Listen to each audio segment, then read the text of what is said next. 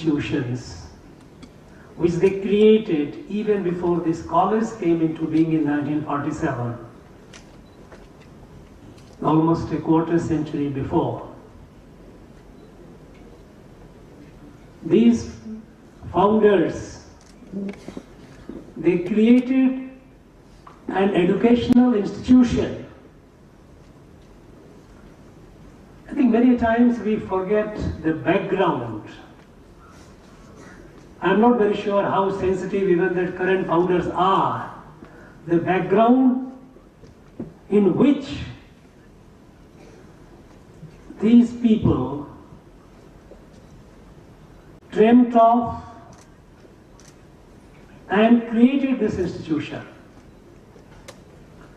It was in the aftermath of First World War. British were very comfortable. There was no threat to their empire in India. And at the time, the challenge before our national leaders at various levels was to create educated and alert Indians who could carry on the spirit of national freedom over a long period of time. After the First World War, the Second World War was not anywhere in the sight. And so the leaders of national freedom movement, they knew that this movement was going to be a long drawn movement. And for a long drawn movement to sustain, it was very important to create educated Indians, educated with Indian values. It was in this backdrop that people with nationalist intentions and aspirations in different parts of the country, they created educational institutions to produce educated Indians, educated not only in knowledge, the knowledge that was available at that point of time, but also with the national values and a spirit of nationalism. A number of institutions over the country were created. And it was in that background that these four brothers, they got together and they decided to part with their 1/4 of their assets to create the educational institution. We must salute to their dedication to the national cause. This institution has produced a large number of educated Indians. They are shining in different walks of life, at different places, not only within the country, but even across the world.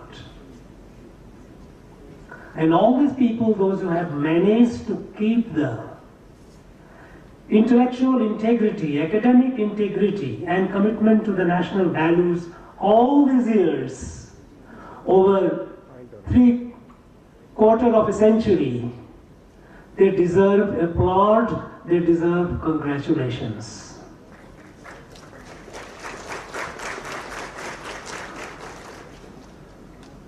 On this happy occasion, I congratulate all the young graduates. This is a special day in your life.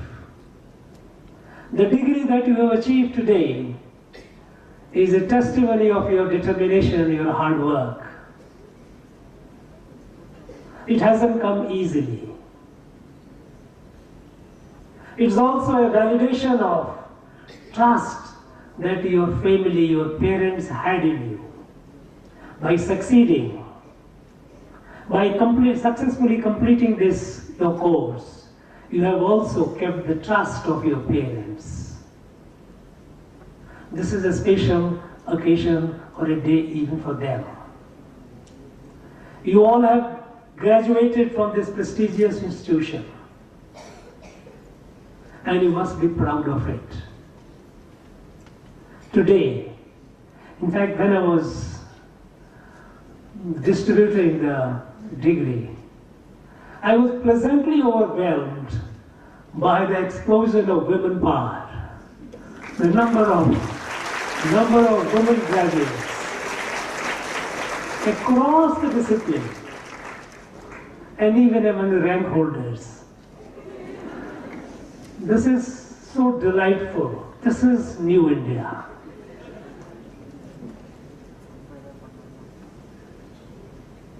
Friends, you are all fortunate. Fortunate not only to be graduating from this prestigious institution, but also the fact that you are at a historic moment in our nation's history. Today the opportunities before you are numerous. Gone are the days when people holding degrees used to just look for jobs. Today, you are witness to, and you are going to be a contributor to, the rise of a new India. A new India which is confident, which is capable, and which is compassionate. Today, our country is not looked upon as one of the third world countries.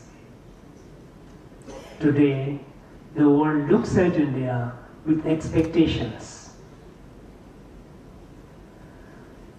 Our country today, you all know that it is the fastest growing large economy in the world. When the entire world post-COVID is in a recession-like situation, ours is the fastest growing economy, and the world looks at India as a potential engine of global recovery, global economic recovery. Today, India is the fastest growing startup ecosystem in the world. Till about 2014, in our country we didn't have even 500 startups. Today, we have crossed 90,000. These 90,000 startups are being created by young men and women like you. They are doing incredible things. Sending rockets, creating launch vehicles and sending rockets in the sky. Measuring the depth of the ocean. They are doing things which were unimaginable a few years back. Today, India is emerging as the largest manufacturing hub. We are already the second in many aspects. We are second in manufacturing mobile phones. We are also emerging as second soon as in automobiles, in many sectors. Today, our country is emerging with pride.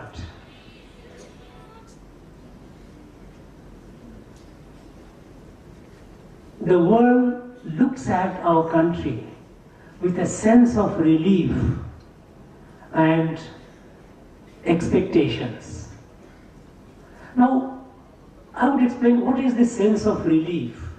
Why the world looks at rise of India with a sense of relief. History bears witness to the fact that whenever a country has risen, it has created anxiety, concern in the rest of the world. When European countries started rising, Britain, France, Portuguese, Dutch, they colonized the world. They colonized the world, exploited the colonies, and inflicted the worst kind of oppression on those colonies. India has been a victim of that. So rise of Europe was a matter of concern for the rest of the world. When United States of America and Soviet Russia rose, both these countries, powerful countries, in pursuit of their ideology, political ideology, they inflicted worst kind of disaster of the mankind. Millions of people perished across the world. One in pursuit of so-called democracy, another in pursuit of communism. Very recently, when China started rising, initially there were expectations, but soon these expectations were belied. Because when the China began rising and started giving money to the developing countries in need of money, they invariably placed those countries into debt trap and forced them to share their sovereignty. Example is our neighbor Sri Lanka. In the name of economic development of the developing countries, China pumped their capital in a way that was not the priority of those countries. Illustration, they built a Hambantota port at the cost of $1 billion US, telling the Sri Lankans that this port is close to the east-west lane of sea lane of communication, and the ships crisscrossing across would be coming over there for servicing, and dollars will rain. They built this port, but no ship came. And when Sri Lanka was not able to repay what China did, they forced them to part with this territory on a long-term lease as if it is a Chinese territory today. Not only that, they got additional large chunk of land. Chinese told them, we need to sustain this, so we need to set up some ancillary industries, you give us more land. This is one example how Chinese gave loan to Sri Lanka, and Sri Lanka was compelled to share their sovereignty. When India gave over $5 billion assistance to Sri Lanka, these money went, of which 0.6 billion, 600 million was grant. These money went in building schools, hospitals, colleges, roads, which was needed for the people of Sri Lanka. Building houses for the homeless and creating capital assets useful to the country and the countrymen and women. When China began rising, the South China Sea, it is a global common. It's a sea open to international community. And there are a number of littoral states, so many countries, with exclusive economic zone rights over that. But when China began rising, there were so many rocks and reefs in this South China Sea. They reclaimed the land, built platforms, and placed their military assets, fighter bombers and other military assets, and claimed the South China Sea as if it was a Chinese lake, denying the exclusive economic rights of the littoral states. China rise has been hegemonistic, now the world has come to know. So whenever countries have risen, it has created anxiety in the minds of countries across the world. Contrasted with rise of India, when India began rising, when COVID has struck, The whole world affected by it. No one knew the way out. People were looking for some magical way out, some vaccine, some medicine. When the rich countries, they developed their vaccine, soon they started playing vaccine nationalism, raising the prices of vaccines. Thanks to our scientists, India produced vaccines in a record time. And not only that we shared our vaccine free of cost with the people across 150 countries in the world. This is new India. The world got the pleasant embrace and taste of it. We all know that the world is facing a number of crises, climate crisis. It is staring at the world, existential in nature. Mother Earth is heating up. Glaciers are melting. Solar ice caps are receding. Rivers are drying up. Forests sinking.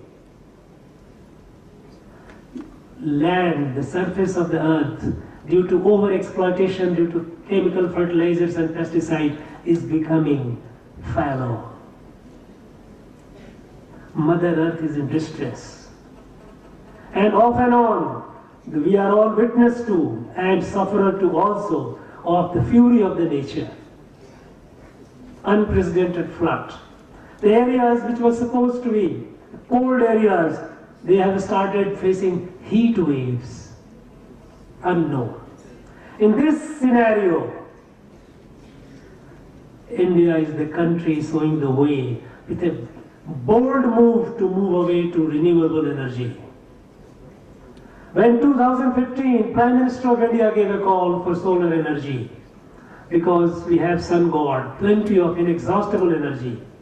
Can we tap it? Why do we have to look for? Countries across the world were skeptical. In 2016, when India formed the International Solar Alliance, there were not many countries who were takers. Today, more than 120 countries are members, and many countries are looking forward in the queue to join this alliance. India is moving with bold decision, moving away from hydrocarbon energy, fossil energy, showing the way. Even in the global war, let us see Ukraine-Russia war. The whole world is divided. It is this country, India, which is not neutral. India took a firm position, absolute repudiation of war as a means for conflict resolution. War is not acceptable as a means to resolve a difference. With absolute repudiation of war as a means of resolving conflict and being away from both the camps. Now the world looks upon India with the hope that perhaps this country may be able to influence the two parts of the globe to come together and reduce the tension. India demonstrated it.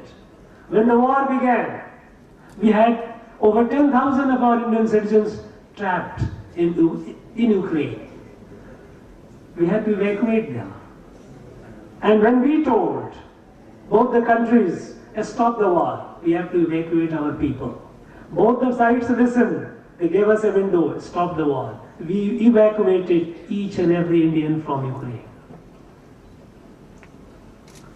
Both sides respected. In the international order, which was created in the aftermath of Second World War by the victor nations, powerful nations at that point of time, they created a world order which is highly iniquitous, unjust. Today, 2/3 of the humanity, which is commonly nowadays called Global South, which is voiceless, which is looking upon India to be their voice. India is the leader of the Global South. Today, the world looks at our country with hope and expectation, and with a sense of relief. This is an India which is not going to cause any stress or distress or any threat to any other country. That is why today, when we are holding the presidency of G20, our motto is Vasudhaiva Kutumbakam. The tagline is one earth, one family, one future. Vasudhaiva Kutumbakam. This Vasudhaiva Kutumbakam is not a creation of this government. This is there in our ancient books.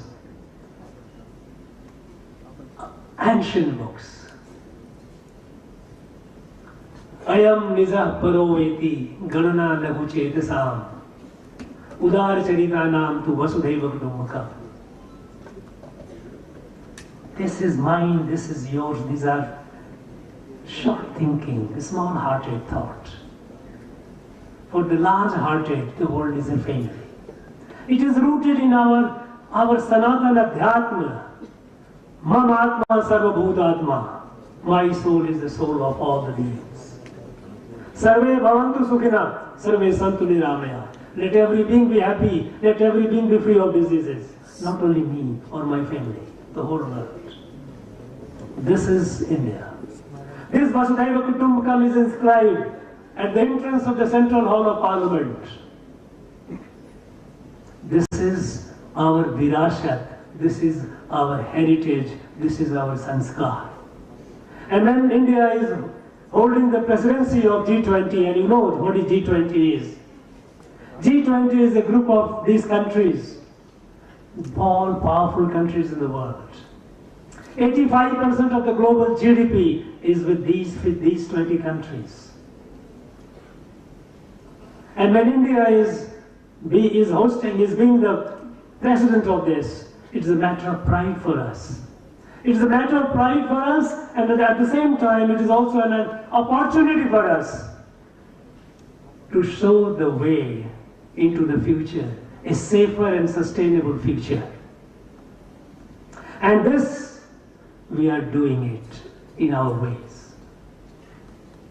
Unlike previous events, whenever international responsibility used to come, those were the responsibilities of the Ministry of External Affairs.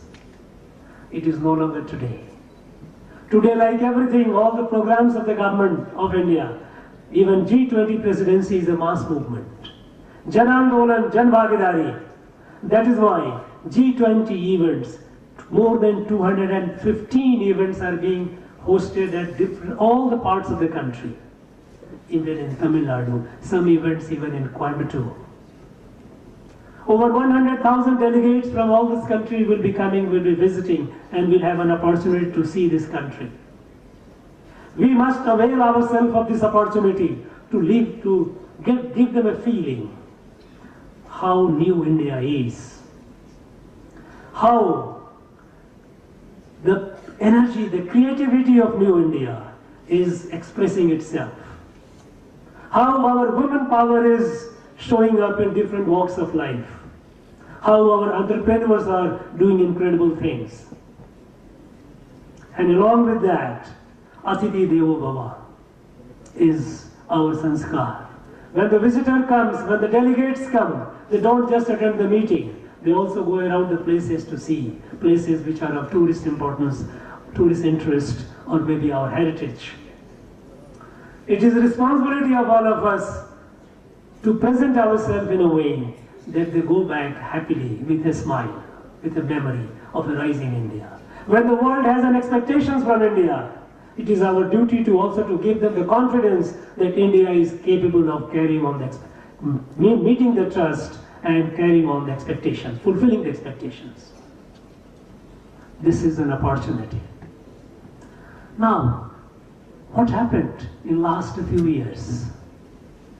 When we say that the world outlook on India had changed fundamentally from a third world country at the margin of international affairs to the center stage when the whole world looks at India with expectations to find the solutions to the global problem. Be it in the science and technology, we are among the top. Be in finding a solution to the global crisis, we are pursuing the way. We are walking the talk, we are not just talking. When we move to this renewable energy, away from the fossil, we are walking the talk with determination. What happened in the last few years? What is the magic? The magic is the change in the way we look at our country. We have a national leadership. We have a prime minister who looks at this country as a family, as a kutumba, as a Bharat. You know, when the British came, they, for their administrative convenience, they created a lot of regions. And for ensuring that their empire is enduring, they planted seeds of division. Differences. When the national freedom movement started picking momentum, they created people within the country, including here in Tamil Nadu, who became collaborators of the British, and they started working against the national freedom movement. They started looking at regions, each one as separate. And even after the British left, we continued looking at our country in the terms of different geographies, different regions, in terms of differences. As a result, all our initiatives were such that they didn't have a comprehensive solution. They had the people, different regions, different states, people, depending on how smart they were started getting the resources. Even after 7 decades of the British having left, we continued to be a country with the largest number of hungry, sick, poor, homeless people. Why? Because earlier approach to looking at the country was geographic. It was a geography. And when you look at a geography just as a territory, there is no sentiment. There is nothing emotional about it. When you look at this country as a family, as a Bharat, Article 1 of the Indian Constitution says, India, that is Bharat. India is introduced as Bharat. I urge you all young graduates to think over it. What is Bharat? In our Constitution, India has been introduced as Bharat. Some people say that this India was born in 1947. It is their ignorance. Some people here in our state, holding high positions, from public platforms they keep saying British rule was a blessing in disguise. One wonders what kind of mindset it is. When you look at this country as a Bharat, which was creation of centuries, thousands of years ago, it is a civilizational and cultural evolution created by our rishis, created by our sages, created by our poets. From Kanyakumari to Kamrup in Assam, to Kashmir, Kutch to Kohima, we see that. All that you need to do is just be open-minded, look at the way people conduct their life, and you see the common current, the cultural and civilizational current among the people across the country. That is our strength. And when you look at this country as a family, would you ever think that if I have 10 members in my family, I will take care of the health of 2 or 3 and ignore the rest? You cannot. You have to be conscious and concerned about health of everyone, well-being of everyone. And that is why today, all our schemes launched by the Prime Minister, a visionary and dynamic Prime Minister, is touching the lives of everyone. Building, in the record short time, less than a decade, 7 to 8 years, we have become open defecation free. 110 million homes got toilet. 30 million homeless got homes.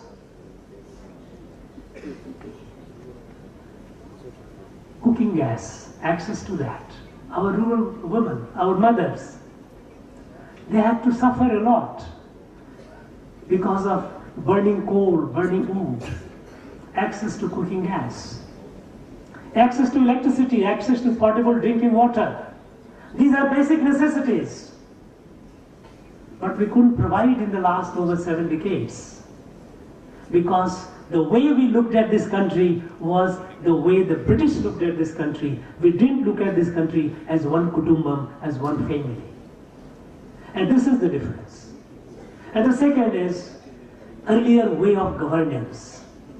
Earlier, the way of governance was a patronage. Patronage.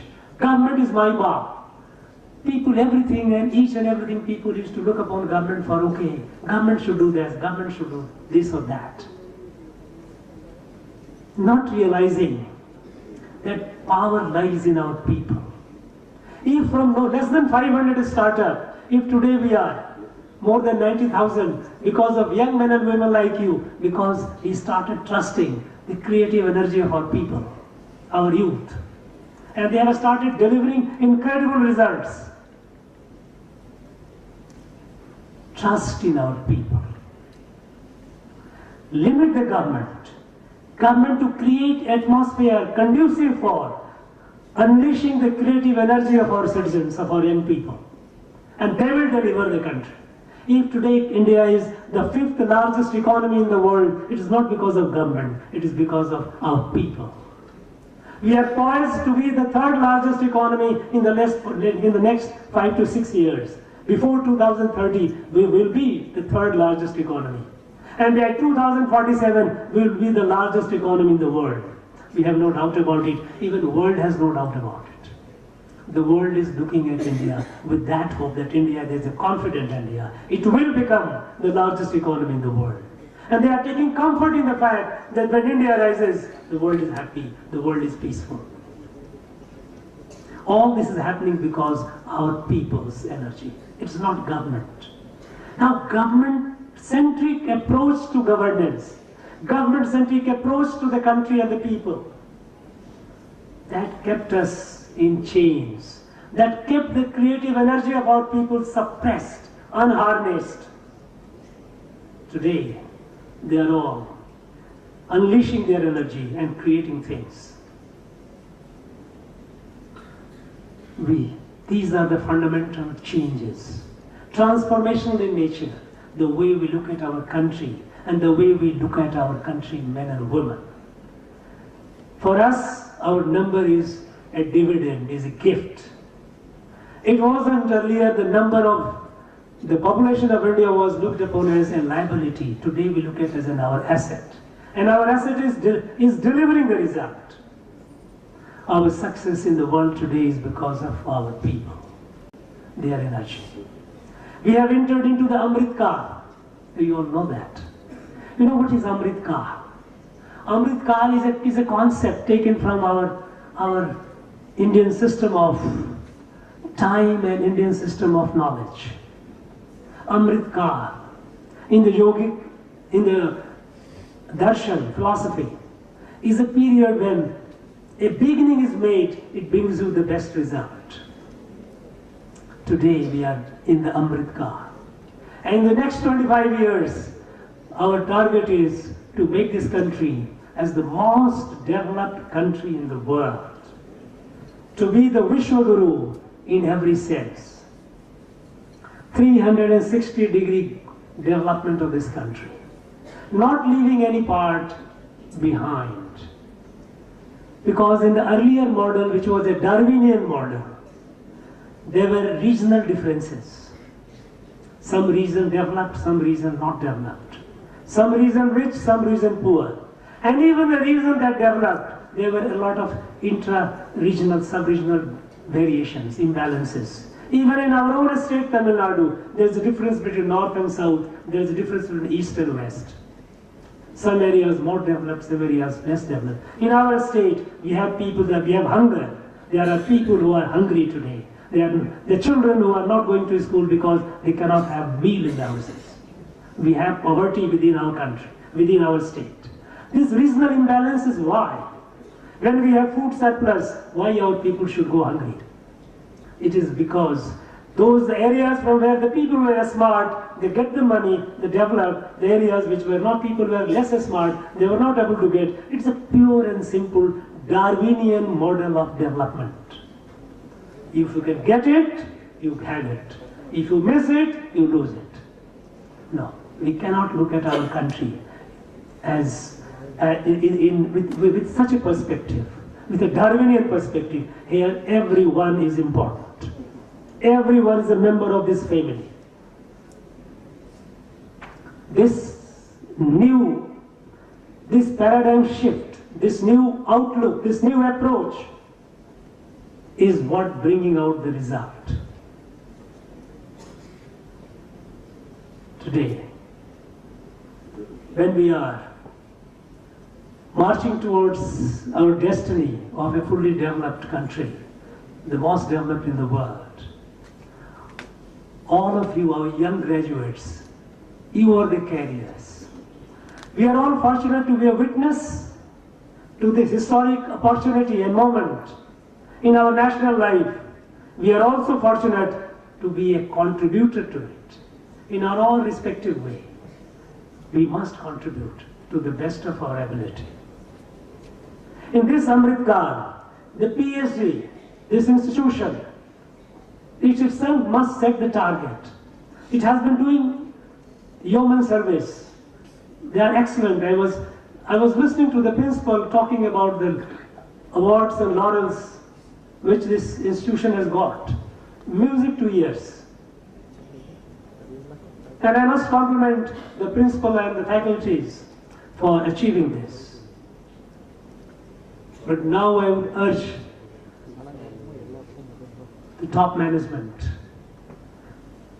to rethink what more we can do in the next 25 years. How we can contribute towards the national goal in the next 25 years.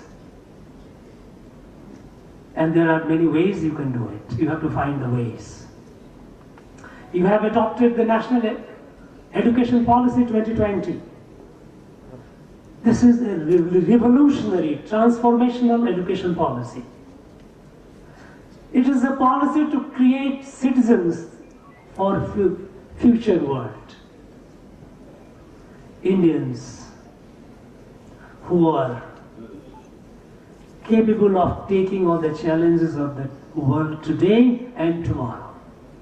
It is revolutionary indeed. Now, how to operationalize it?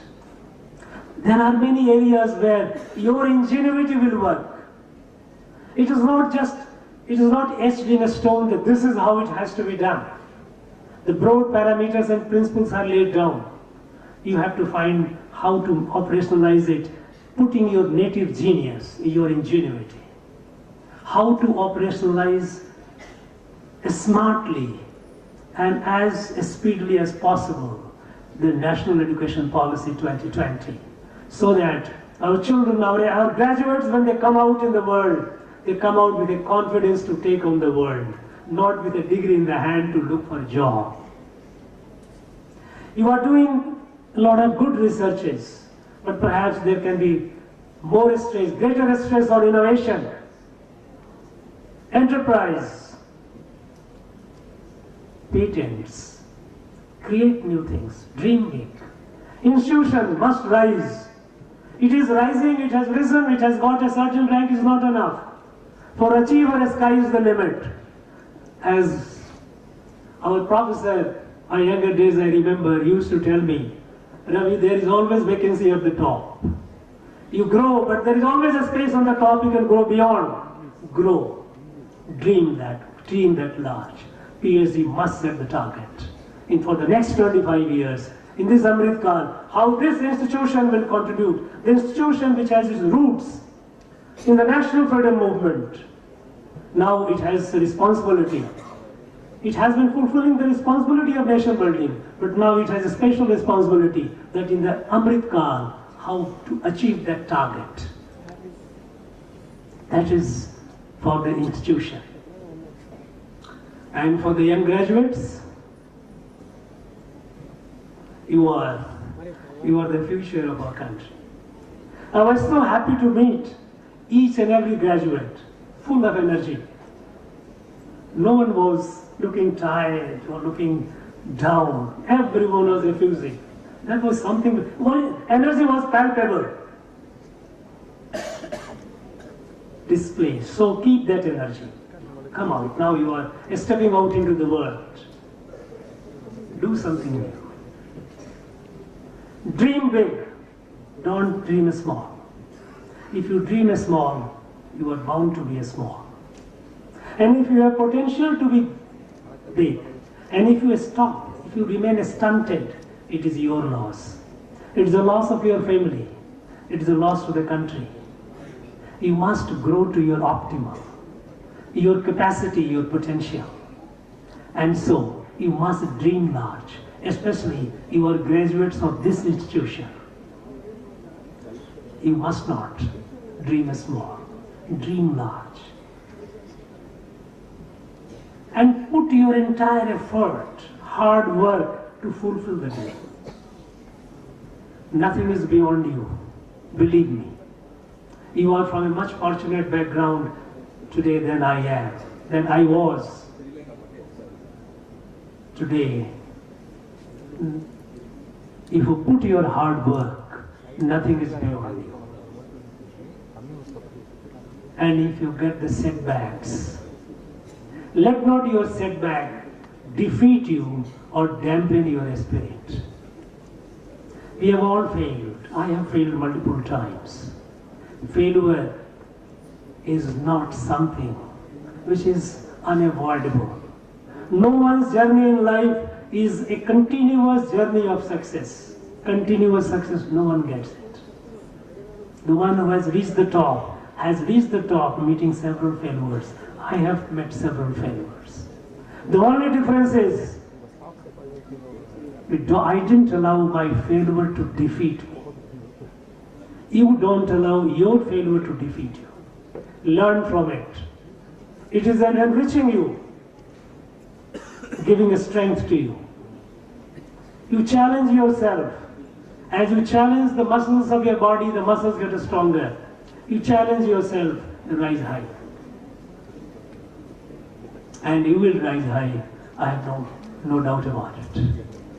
As I can see my country rising. In 2047, all of you would be at the helm of affairs, holding responsible positions wherever you would be. And then you will be asking a question to yourself, and with satisfaction you should be able to answer, what was my contribution in bringing the country where the country has reached today?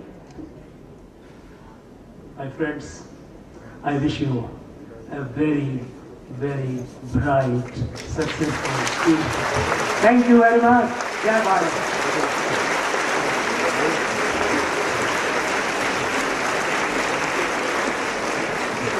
Thank you, sir, for your thought-provoking speech to the young graduates present. Present occasions make cherished memories. Our 35th graduation day is one such occasion. We now invite Dr. N. Jayanti, Vice Principal, to propose a vote of thanks. Good afternoon to all present here. It's a great honor and privilege for us to hear the thoughts of our Honorable Governor of Tamil Nadu, His Excellency. Your words of wisdom have enlightened our minds who are moving ahead in the journey as responsible citizens of this great country. I assure you, sir, that our students will dream large and take our country ahead. I, on behalf of everyone at PhD camps, express our gratitude for gracing us with your presence. Thank you, sir.